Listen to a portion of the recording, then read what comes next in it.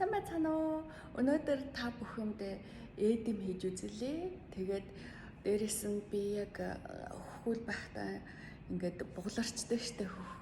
Тэнгүүт нь байн ингээд өвдөд идэв гэсэн. Тэгээд манай найзууд болох айгүй хэцүү юм яриад бид нар яг Америк тагаа учраас эмчд үзүүлээ, цаг аваад тэр 2-3 удаа очиод тэгээд антибиотик аваад тэгээд хөл байга болохоор бас антибиотик уух тэр бүрдээ бас хэцүү байдаг шүү дээ тий.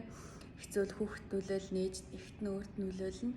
Тэгээд антибиотик гэдэр хэрэглэхгүйгээр яаж болох вэ гэж яагаад судлаад тэгээд Монгол аргаар эдэм хөхөн дээрээ тавьд юм байна. Тэгээд тийм учраас яаж өхний бугалрыг арилгах талаар хийнгээрээ эдмий тавиад тэгээд хонуул ишүү за бүлээнээр нь эдмий авчаад өхөн дээрээ тавиад хонуулах нь байна. За талаа үзээрэй.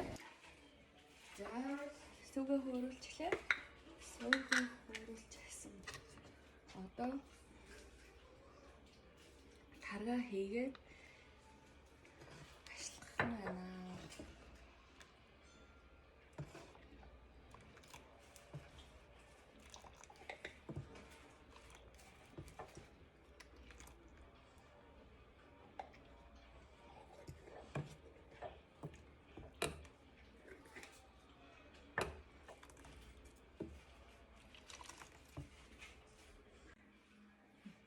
За тэгээд тараг хийгээд ашлангууд дотор ингээд жижигэн эднүүд гарцсан байгааз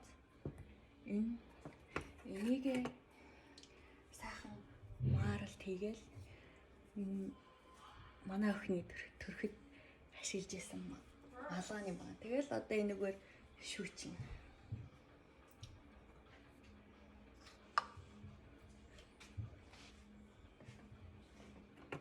Ишигээ хийгээл халбагдаал ишигээ хийгээл шүүгээл эдний гаргаад авчих нь шүү дээ.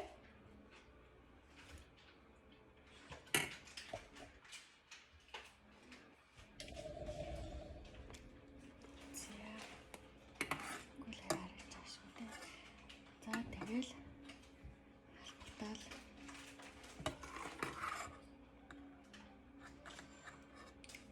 эдний хийчих нь байна.